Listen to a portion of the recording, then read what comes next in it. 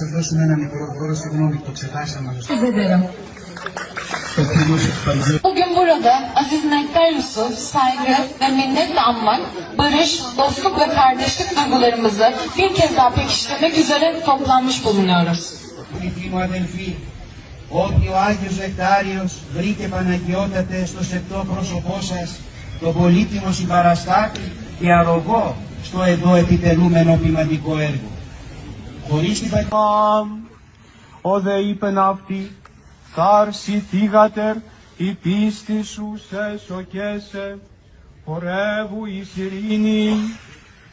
Έτι αυτού λαλούντος, έρχεται της παρά του αρχής συναγώγου λέγον αυτό, ότι τέθνικεν η φυγάτηρ σου, μη σκύλε των διδάσκαλων, ο δε Ιησούς